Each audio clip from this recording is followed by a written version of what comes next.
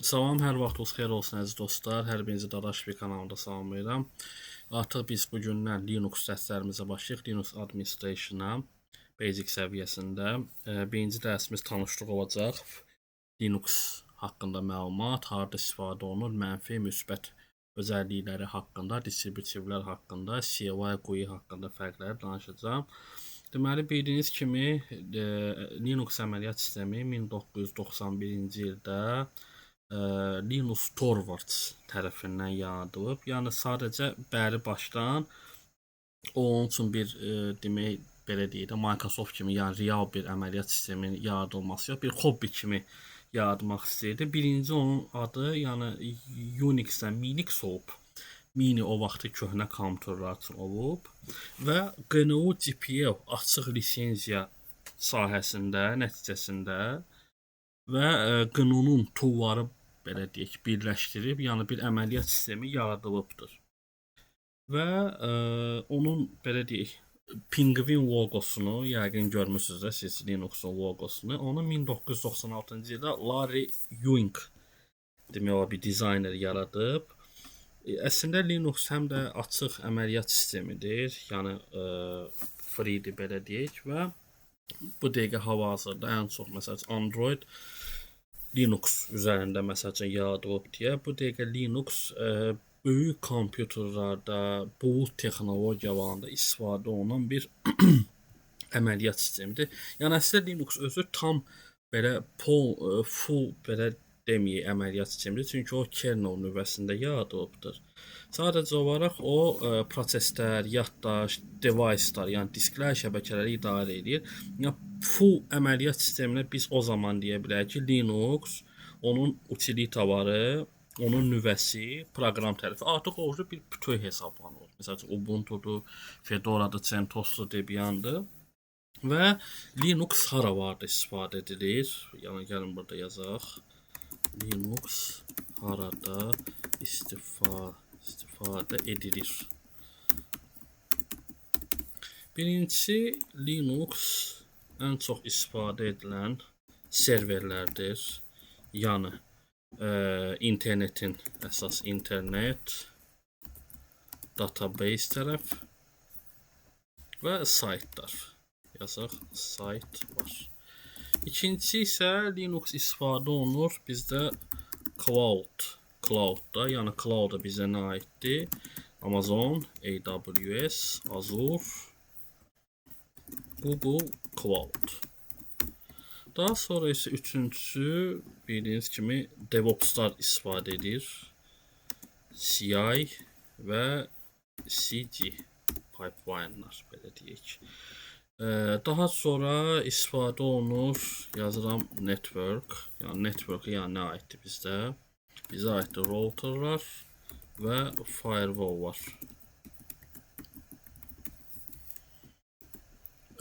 Daxili avadanlıq var. Yəni belə deyək də daxili avadanlıq. Daxili avadanlıq yəni biz nəyə deyirik? IoT yəqin siz çoxunuz eşitmisiniz. Internet of Things, o bəzi ağıllı ev sistemlərdə, Cisco-da falan da var və smart televizorlarda və Android. Android-da yəni məsələn TV Box-dur, bəzi OS-lərdir, bəzi məsələn tabletlərdir mən bildiyim qədər Linux üzərində işləyənlər. Bu dəqiqə məsələn Xiaomi-nin TV Box-ları var. Çoxsu TV Box-lar hal-hazırda Android bazasında üzərində istifadə edir. Və distributivlər barəsində danışmaq istəyirəm. Distributivlər əslində çoxdur. Yəni mən ən belə populyar deyək, istifadə olunan sayına görə mən danışmaq istəyirəm. Distributivlərdə birinci yerdə təbii ki, bizdə Ubuntu'dur. İkinci yerdə bizdə Debian'dır və CentOS. Yəqin çoxlarınız bu ilə məşq eləmisiniz. Tamam, indi soruşacaqsınız ki, bunların fərqləri nədir? Baxırsan ki, eyni OS-dir, bir balaca fərqləri var, amma nədir? Deməli, Ubuntu'da, yəni beginner səviyyəsində olanlar üçün daha yaxşıdır. Dokumentasiyası daha çoxdur və serverlərdə az istifadə edilir. Daha sonra Debian stabil bir serverdir. Ubuntu'nun bir əsasnaməsidir, belə deyək. Yenilənmə az gəlir və dözümlüyü daha çoxdur. CentOS-də isə qabaqları Red Hat-ın analogu idi, pulsuz idi. Enterprise səviyyəsində istifadə olunurdu. İndi artıq CentOS Steam qabaqlar deyirlər. İndi artıq Rocky Linux olub o. Yəni belə deyək, analizdən belə nəticəyə gəlmək olar ki, yəni yeni başlayan Linux öyrənmək istəyən Ubuntu-dan başlamağa daha məsləhətdir. Server əgər istifadə olunursa, Debian istifadə olunur. Red Hat-ın da Enterprise-i Rocky və Alma Linux-da da istifadə eləmək olar. İndi isə mən bir balaca, burada bir-iki dənə şəkillər mən götürmüşəm. Onu mən sizə göstərmək istəyirəm. Bildiyiniz kimi Linux'un iki cür növü var da, GUI və CLI. Mesela necə Windows serverdə həm core-dur, həm də GUI-dir. Yəni fərqləri budur. GUI versiyada, yəni graphical interfeysi var. GUI yəni graphical user interfeysi, bunu bilirsiniz. CLI də command line interfeysdir. GUI-də tamam adi bizim Windows kimi açılır, işarələr, menyular falanlar. İlk of use bizdə yüksək performansdadır. Sistem resurslardan gördüyümüz kimi CPU, RAM-a daha çox tələbat çoxdur. Yəni flexible ise more visual quietdir. Remote manager, yəni uzaqdan idarə olması. Less confinement without GUI tools. Control limited GUI options the ideal for desktop user begins multimedia tasks. Yəni gəlin adi məsəl üçün mən gəlin Google-a daxil olaq. Məsəl üçün Ubuntu desktop yazıram mən sizə. Baxın, bu Ubuntu'nun belə deyək də desktopudur. Yəni menu burada da ola bilər, burada da bir balaca Mac OS oxşayır. Yəni özünüz də fikir verirsiniz. İnterfeysi falan menyunun ikonları özünüz dəyişə bilərsiniz. Yəni görürsünüz qrafik tərəfdən biraz adam belə cəlbedici eləyir. Amma Ubuntu CLI serverdə isə gördüyünüz kimi bax, bu düzdür bizdə Apache indi. Mən belə bir göstərim sizə. CMG belə komanda var üzərinə. Baxın, bax belədir. Yəni siz burada nə desktop görə bilirsiniz, nə burada bir şəkil görə bilirsiniz. Ancaq sırf komanda işləmək üçün. Düzdür, bu server tərəfə daha yaxşıdır. Yəni fərqləri barəsində baxın. CLI-də text-based command-lar, steeper learning curve, lower. Görürsünüz, yəni resursu az istifadə edir. Tamam. Easier with tools like SSH, yəni uzaqdan idarə olması SSH tools istifadə olunur. Gördüyünüz ki, ideal for servers, advanced user, low power devices startındır. Yəni mən əgər tək oturmuşam evdə, mənim bir notebookum var. Mən onun üzərində ya praktik edirəmsə, tamam. Siz GUI versiyasını istifadə edə bilərsiniz. Amma sizdə artıq belə deyək də 3-4 dənə Linux arasında siz server qurmaq istəyirsə, təbii ki, CLI-dan da istifadə edə bilərsiniz. Amma Linuxda belə bir özəlliyi də var ki, Linux serverin, yəni Ubuntu serverin və Ubuntu'nun desktop versiyası hər birinin özünün ISO-su var. Siz ova ayrıca tək-tək yazıb VMware-də praktik edə bilərsiniz və Ubuntu serveri yükləyib switch user var. Səhv eləməmsə Shift F1 F3 arasında onu vuranda orada komanda var yükləyirsiz siz Ubuntu serverinə. O avtomatik onu çevirir. Məsələn, switch user biz Windows'da necə edirik? Bura girdik. Switch user tamam, bunu istifadə elədik belə və istifadə olunur. İndi gəlin VMware haqqında mən sizə onu göstərəcəm. Bəli dostlar, gəlin biz artıq burada bizim Ubuntu serverimiz yükləndi. Bu gələndə sizə göstərəcəm sizə. Deməli, yenə də eyni qaydada create virtual machine next-i vururuq. Deməli, əməliyyat sistemini daha sonra seçəcəm. Burada gördüyünüz kimi VMware da artıq inteqrasiya olunmuş. Gördüyünüz kimi görün nə qədər burada Linux'un distribütörü, Alma, CentOS, Debian, Fedora, burada var, FreeBSD də var, Oracle Linux'da var, Red Hat, gördüyünüz kimi çoxdur. Biz buradan seçirik Ubuntu'muz 64 biti və mütəxəssislər məsləhət görür ki, VMware quraşdıranda minimal 2-4 RAM verilsin, CPU 2-dən seçilsin. Xaç diskdə də yer 20-40 GB arası olsun. İndi bizə test mərhələsidir deyə next-i vururuq. 20 yox, gəlin bunu 40 edirik. Next-i vururuq və finish. Daha sonra isə editə daxil olaraq yenə eyni qaydada biz buradan ISO-muzu seçirik. Deməli ISO-muz CentOS, Red Hat və Ubuntu sonuncu versiyası rəsmi saytından götürmüşəm. Pulsuzdur. Mail vizi yazaraq. Orada düzü Pro versiyası da var. Pro heç ehtiyac yoxdur. OK vuraraq deməli gəlin bunu biz hotlayaq. Bunu daha sonra biz uğraşdıracağıq. Gördüyünüz kimi Ubuntu'nun bir dənə Linux özəlliyi yaxşıdır ki, görürsünüz burada var try all install Ubuntu. Ubuntu Safe qrafik, yəni Safe modda, bir də test memory də var gördüyümüz kimi. Yəni bizə quraşdırmamışdan qabaq deyir ki, istəyirsənsə gəl bir buna bax, gör istifadə edə biləcəksən, bilməyəcəksən. O çox yaxşıdır əslində. Və indi biz artıq enter vuraraq başlayırıq install eləməyə.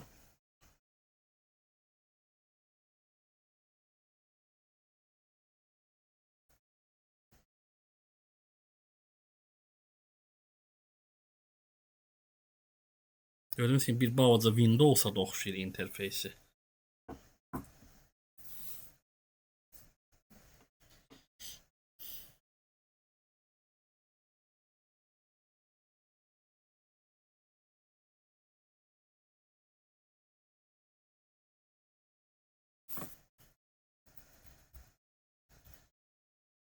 Ubuntu'nu Oracle Box'a da yükləmək olar. Sadəcə olaraq VMware-ın biraz o möhkəmliyinə görə mən həmişə bütün əməliyyat sistemlərini VMware-ə daha çox üstünlük verirəm. Həm də istifadəsi daha rahatdır. Mən bu arada sizə izah elədim və bu hələlik yüklənənə qədər yoldaşlar, mən sizə belə bir PDF faylım var. Deməli, bildiyiniz kimi Linuxda, Red Hatda, CentOS-da bir balaca komandalarda fərq var. Məsəl üçün Linuxda sudodursa, Red Hatda məsəl üçün yumdur. Baxın, bu bizim, bunu WhatsApp-a göndərəcəm sizə qrupa. Bu Ubuntu-nun default olaraq komanda vardı. Gördüyümüz kimi. Bu əslində Ubuntu serverdə bir balaca istifadə edir. Artıq gördüyünüz kimi bizdə musiqimiz də gəldi. Bu Ubuntu-nun standart olan komanda vardı. Ya görürsünüz, bax service managementdə bu komanda vardı. System information budur, file management budur. Daha sonra paketləri yüklənməsi üçün apt-lər, snapləri, budur. Networkdə məsəl üçün bu vardı. Və ondan da əlavə belə bir komandamız da var. Bu Linux'un standart olan komandası. Yəni Ubuntu'ya aiddir bu. EOS'lər falan. Düz çoxsunuz artıq bilirsiniz. Bunu da inşallah mən sizə göndərəcəm. Burada demək olar ki, bir 90-95% komandaların hamısı var. Məsəl üçün file permission'lardır, simulta, SSH-lərdir, shortcutlardır və CentOS-da bir balaca fərqlidir. Gördüyümüz kimi, baxın, biraz yaxınlaşdım. Bu CentOS-un standart olan komandalarıdır. EOS baxanda Ubuntu'da da var. Məsəl üçün Move Director'da da var, CD-lər var, PVD-lərimiz var bizim, sudo var, user add-lər də var. Yəni komandaların tam şəklini mən inşallah gələn həftə sizə göndərəcəm. İndi isə qayıdaq biz yenə də VirtualBox-umuza. Birinci burada bizdə bunu biz remind me later eləyək. Sonra görürsünüz kimi interfeysi çox qəşəngdir, belə həm adamın gözünü ağrıtmır, həm də rahatdır. Və burada bizim dil seçimlərimiz var. Gördüyünüz kimi səhv eləmirəmsə Ubuntu'da Azərbaycan dili yoxdur. Vyetnam, Tayvan, Hindistan, Türkiyə, Rus falan var. İspan falan. Yəni bu standart olaraq ingiliscə saxlayaq və next-i vuraraq. Bu akseslərdir. Bu bildiyiniz kimi Windows-da da belə bir özəlliklər var. Belə deyək də, qüsuru olan insanlar üçün. Yəni orada o belə deyək Windows-da onun adı nə idi? Bir dənə mən yadıma salım onu. O səsli insanlara hara daxil olursa hamısını göstərir. Narrator deyirlər bəli ona. Və bunu next enable edirik. Burada bizim standart klaviaturamız istəyir. Əlavə də eləyə bilərsiniz. Məsələn, görürsünüz type here. Burada özü göstərir. Görüm, həqiqətən də ingiliscədir mənim klaviaturam. Burada isə dillər çoxdur. İngilisin görürsünüz ki, nə qədər region üzrə funksiyaları var. Next-i vuraraq biz birincisi gəlin interneti istifadə eləməyik. Bu Windows 11 avtomatik update-də falan getməsin. Next-i vuraraq Able. Görürsünüz, update now da var. Yəni bunu skip eləyək, yəni bunu sonra da eləmək var. Bax görürsünüz, sual verir. Install Ubuntu və yaxud try Ubuntu. Yəni yoxlayaq test üçün verək görək işləyə biləcəksən, sənin kompüterə uyğundur, uyğun deyil. Tamam, bizə uyğundur deyə biz next-i vururuq. Və interaktiv installation və avtomatikdə yəni bütün resurslar istifadə olunur. Biz interaktivi seçirik. Və gördüyümüz kimi soruşur ki, bizdə yəni başlanğıc üçün hansı proqramlar yüklənsin. Yəni əlavələri də biz eləyə bilərik. Nə Yandex, Mandex falan. Ehtiyac yoxdur. Olan yəni siz özünüz sonra hansını istəsə eləyə bilərsiniz. Biz ona görə bunu default saxlayırıq. Və install recommended property software, yəni third party software for graphics software. Bunları eləmək məsləhətdir və gördüyünüz kimi belə bir funksiya var burada. Download and install support for additional media format. Yəni məsəl üçün adi elementar bir şey deyim sizə. Windows məsəl üçün 7 idi, 8 idi, 10, 11-lərdə Windows'un öz standart media playeri bildiyiniz kimi bir çox formatları açmır. Məsəl üçün MP4-dür, MOV-dur, MKV-dir, AV-dir. Onun üçün biz nə proqramı yükləyirik? Ya VLC, ya Acquite Media Pack. Yəni ona görə də əlavələr görsə including but not limited to MP3 and more of similar. Yəni bəzilərini artıq standart açmağa rahatçılıq bizə yaradır. Və next-i vuraraq gözləyirik. Görsə optimize for disk setup. Yoldaşlar, deməli Ubuntu'da belə bir şey var. Buna biz vuranda avtomatik özü şey edir. Biz neçə gigabayt yazmışıqsa onu silir, yazır. Manualda isə gəlin bir dənə belə göstərim. Baxın. Bildiyiniz kimi bu adı format SDA-dır. Bu bizim boş olan bayaq yaratdığımız yerdir. Siz burada bölə də bilərsiniz. Necə biz Windows'a C-ni də bölürük, D-ni də bölürük. Amma siz hələ bir dənə diskim olsun, hamısını oraya edeyim. Buna girməyə ehtiyac yoxdur. Yəni back edib erase disk eləyə bilərsiniz. Amma əgər siz məsəl üçün sizin burada 1 terabaytlığınız varsa, siz bunu 2 yerə bölmək istəyirsinizsə, bax burada new partition table daxil olaraq burada plus eləyə bilərsiniz. Görürsünüz, azalda da bilərsiniz, çoxalda. Bizdə format bizdə standart EX4-dür. XPS də var, amma standart Linux bizə interface kimi yəni EX4-ü verir. Bu yəni bölmək üçündür. Əgər sizə D-də lazımlı fayllarınız falan varsa, yəni onun üçündür.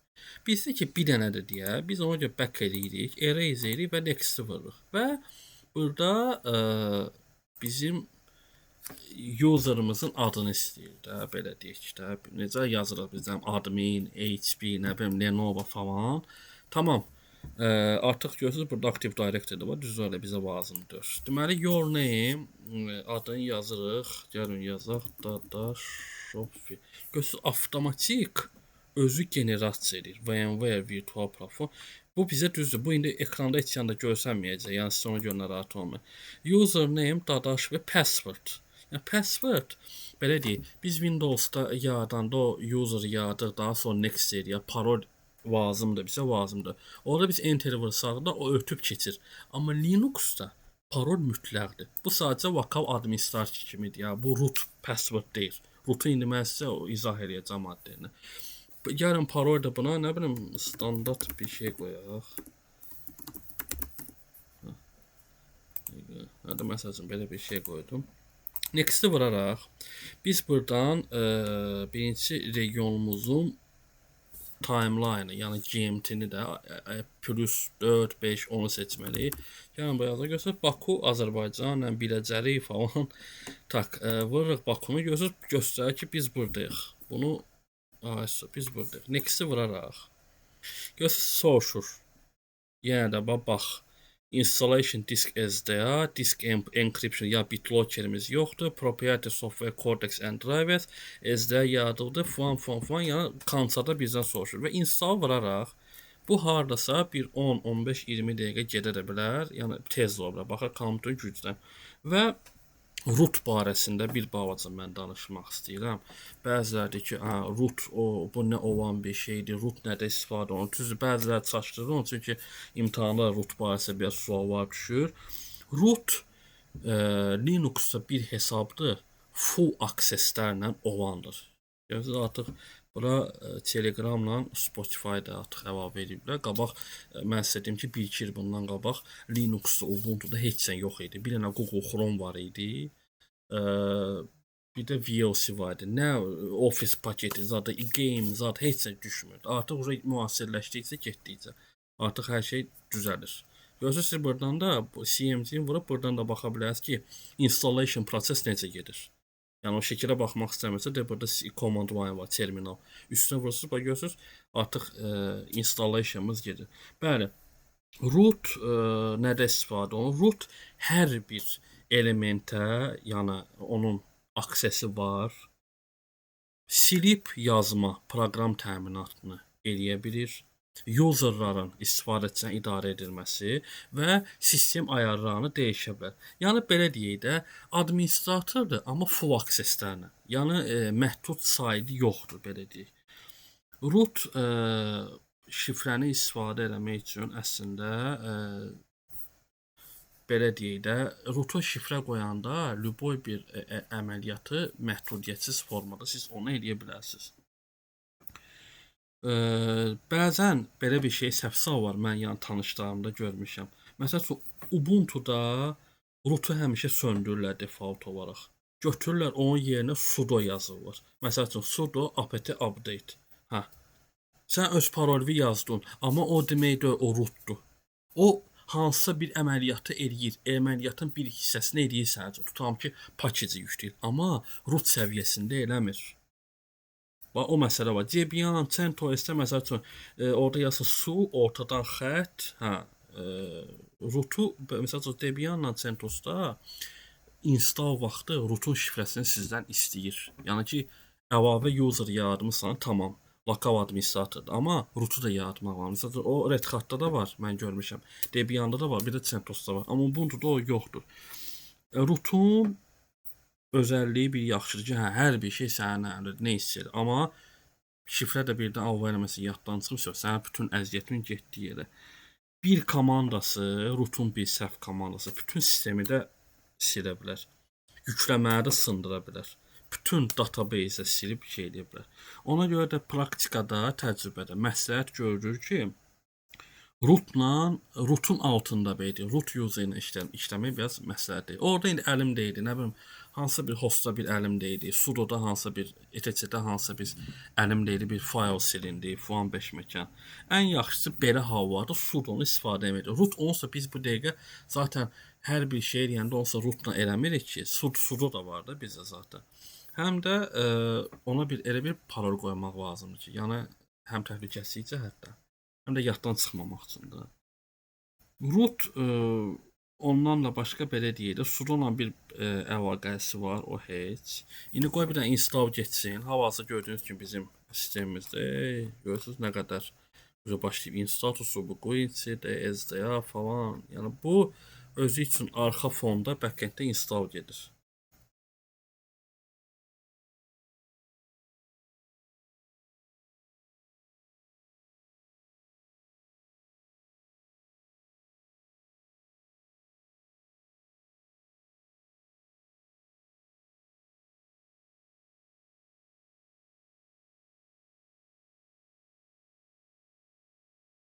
İnşallah install olunandan sonra biz root-u da enable edərik ki, mən sizə onu göstərəcəm.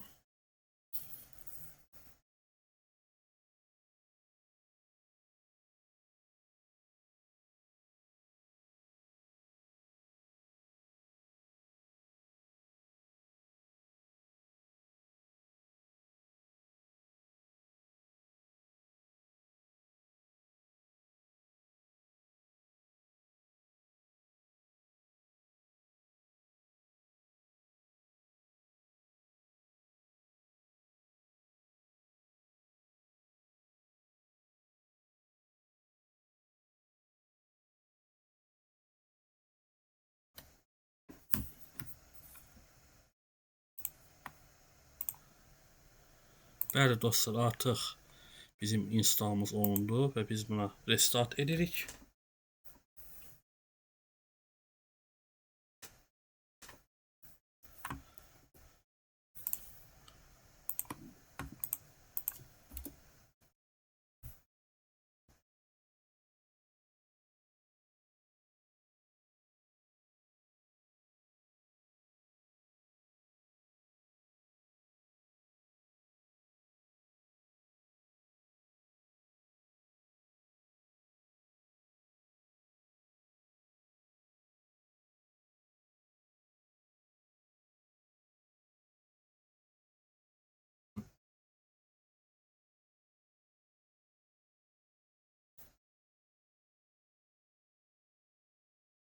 Deməli, gördüyünüz kimi biz birincisi lokal administratorımız enable edirik. Deməli, şifrəmizi yığırıq.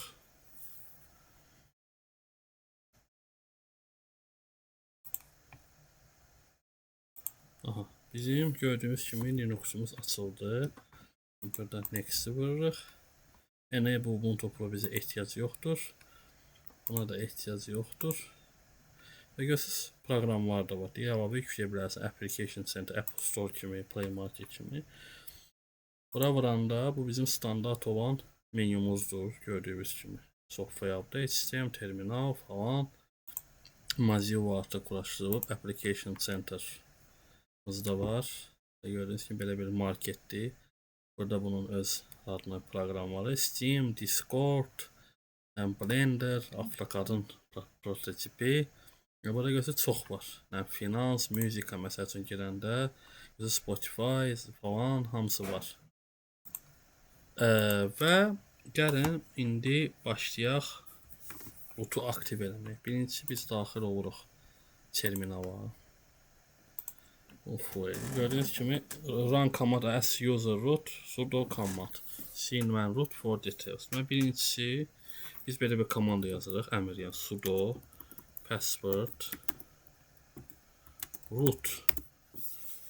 Bu bizim standart parolimizi istəyib. Bayağı installda qarşılığımıza new password. Artıq biz bura rootun parolunu yazırıq. Bad password. Görürsünüz deyir ki roota böyük şifrə lazımdır. Tamam.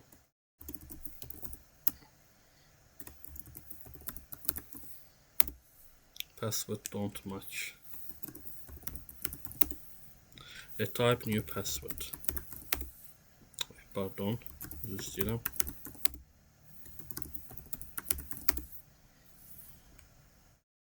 Password uncharged. Deməli, indi biz nə edirik?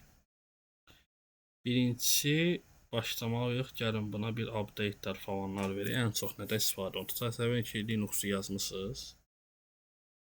Və artıq biz buna update'lər yükləməliyik. Yazırıq sudo apt update. Görürsünüz, başladı artıq serveri yüklənməyə və 90 dənə paketi yüklədi. Və sudo apt upgrade komandamız da var. Onun zəhmət olmasa qeyd edin. Sudo apt update yəni bizim paketlərimizi yeniləyir.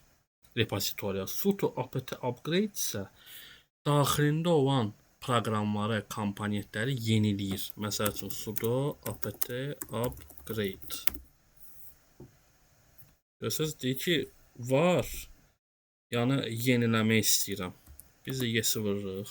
Görürsünüz, başladı artıq Ubuntu serverinə nə qədər daxildə varsa hamısını başlayır upgrade eləməyə. Tutan bu Play Marketə gəlirik. Sadəcə falan proqramımız var, amma onu yeniləmə lazımdır. Bu da həmçinin elə bir şeydir. Görürsünüz, bu gedir.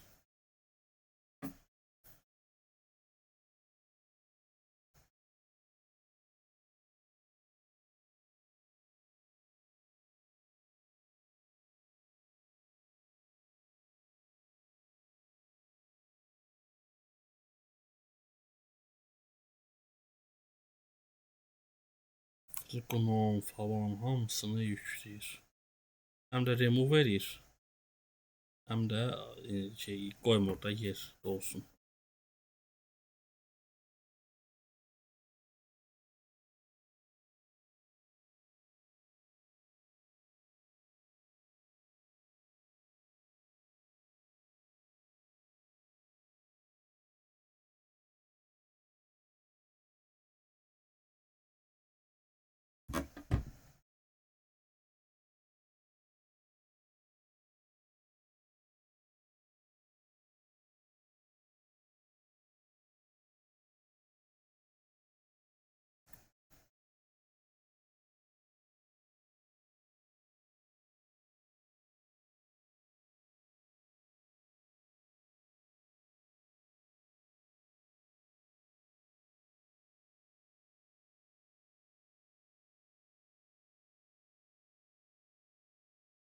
Gördüyünüz kimi və belə bir komandamız da var. Sudo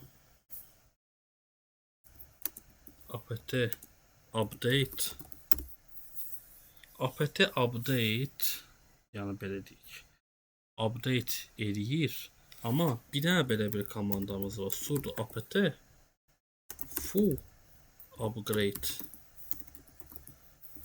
Sudo apt full upgrade fərqi nədir? Upgrade adi updatelər eləyir. Bəzi asılı var belə də saxlamaqla. Amma full upgrade paketləri silə bilir. Təzə versiyalar yüklə bilir və dərindən olan sistemi yeniləyə bilir. No 0 upgrade, 0 newly installed, 0 to remove, upgraded. Və sistemi təmizləmək üçün belə bir komandamız da var. Sudo apt auto remove. Yəni lazımsız vardır. Lazımsız paketləri silir və sudo apt auto clean. Keşi təmizləyir.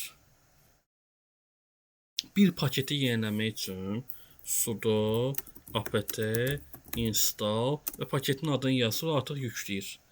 Amma yoxlamaq istəyirsiniz ki, hansı paketə update falan gəlib, belə bir komanda yazırsınız. Deməli, apt list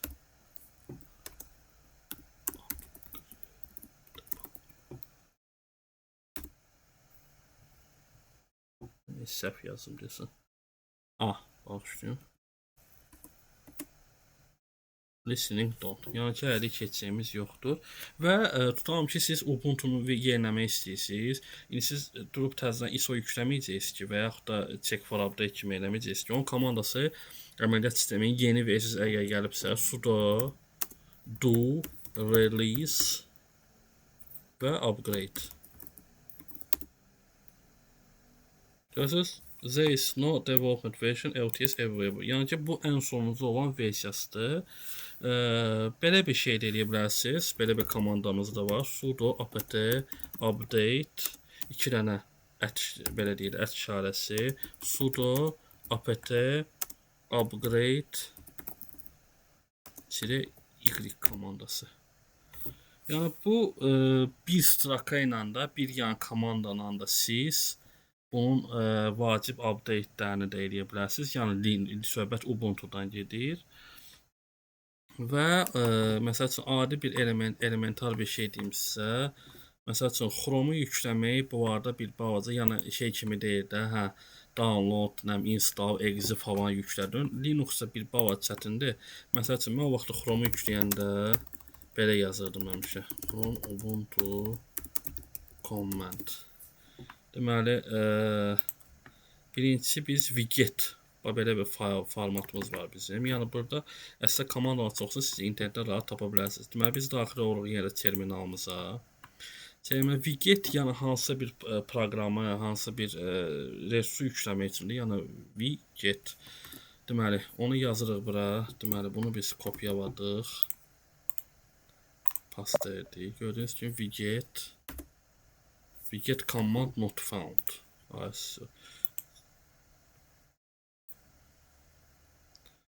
Chrome Debian paketini də yükləyə bilərsiniz. Belə də eləyə bilərsiniz əslində. Paste edək. Parolumuzu istəyir. Görürsünüz? Unsupported file. Çünki birincisi bu widgeti yükləməlidir ki, bir görək. Görürsünüz Debian paket. Birincisi Debian paket mütləq şəkildə yüklənməlidir. Ona görə də bunu təzədən biz kopyalayırıq. Görürsünüz, artıq Chrome-un serverinə bağlanır. Görürsünüz, download google.com. Yəni biz necə adi misal üçün Windows yüklü görürsünüz, save it. Daha sonra isə bir dənə baxaq. Görək bizim Chrome-umuz düşdü bura, yoxsa yox.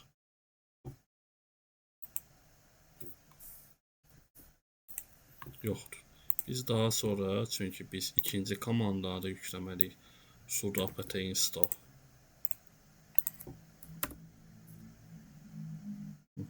Artıq progress gedir.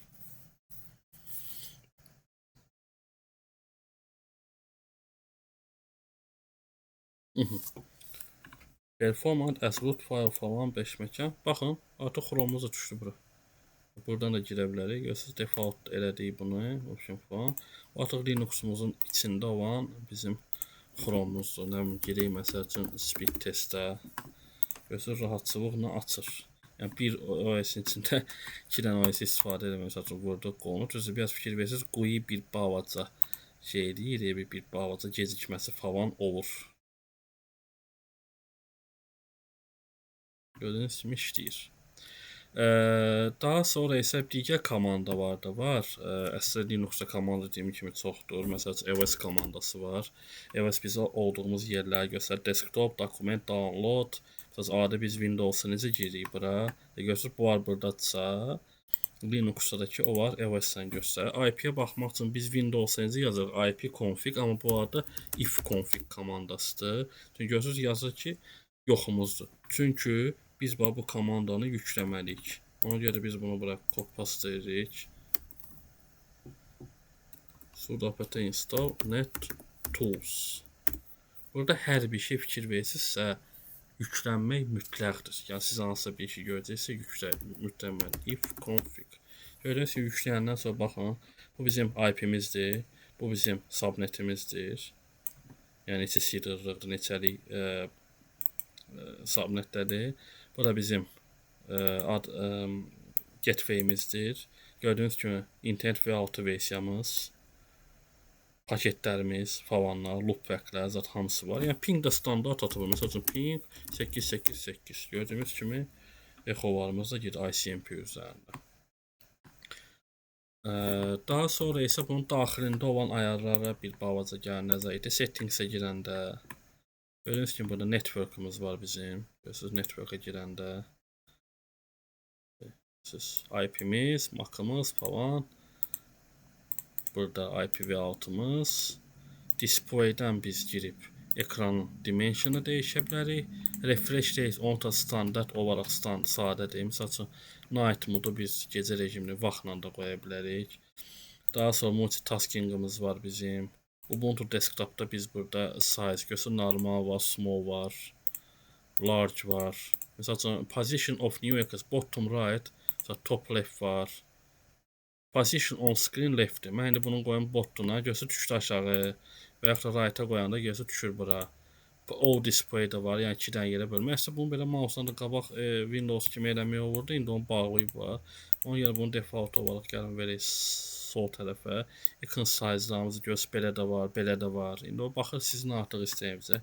Application-larımız da bizim standart olaraq burada. Yəni bildiyiniz kimi telefonda necədirsə, fikirləsə bir balaca Apple-a da oxşayır buranın interfeysi, biraz Android-ə də oxşayır.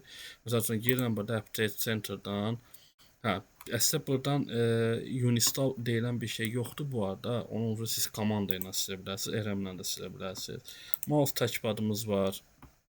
Məsəl üçün primary button sağ, sol hansı olsun, nə bilim ötürmə sürəti falan. Klaviaturalarımızı, rənglərimizi, printerlərdə bu yenə dediyim kimi o fiziki küsurlu olanlar üçün aiddir və sistemdə isə biz burada software update-i buradan da eləyə bilərik. Düzdür, belə də yoxlayır. Görək nəsə var, amma inanmıram olsun. Hər bir şey deyir ki, sonuncu versiyadır. SSH-ımız da var bizdən. Biz buradan enabled onu eləyə bilərik. Daha sonra userlarımızdır. Görürsünüz, əlavə də add user eləmək var. Some settings unlocked-dir. Çünki unlock eləmək üçün biz administrativ buradan add user eləyə bilərik. Administrator yetkisi verə bilərik, verməyə bilərik. Yəni bu tapanın içində biz necə burada məsəl üçün compute.comp mgmt.msc məsəl üçün Windows açırıq Microsoft-da. Hə, burada giririk local usersa, burada necədirsə. Orada da həmçinin elədir. Daha sonra isə Bluetooth Zohet var, bizə ehtiyac yoxdur. Dediyim kimi ən çox burada terminal istifadə olunacaq. Sistem monitordur.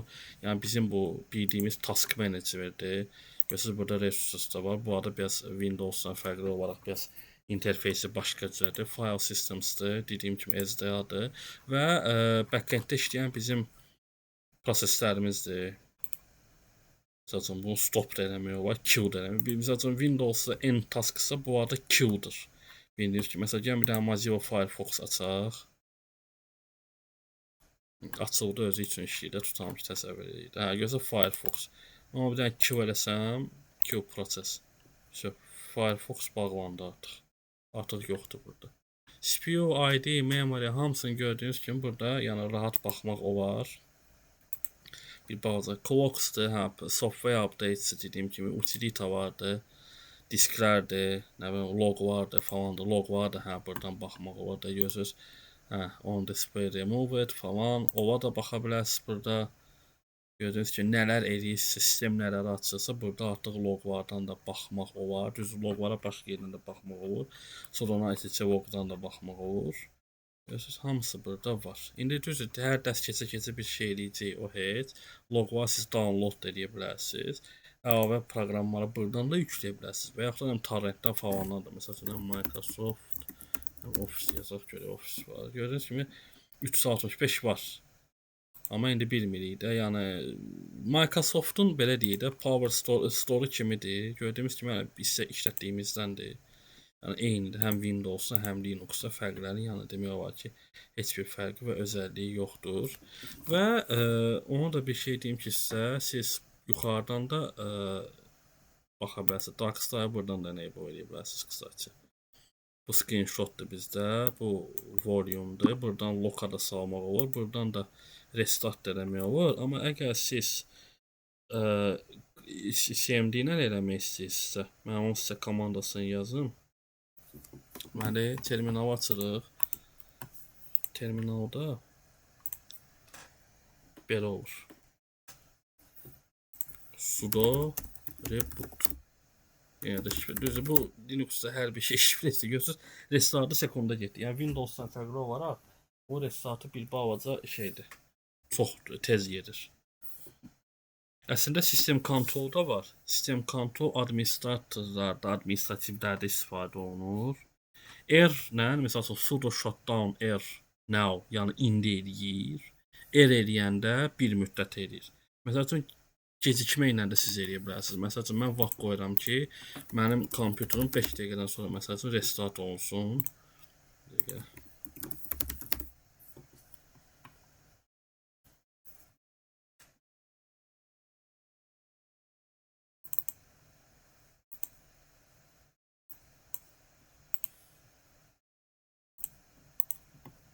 Məsələn üçün mən açdım terminalı, belə yazmaq istəyirəm ki, məsələn 5 dəqiqədən sonra sudo shutdown R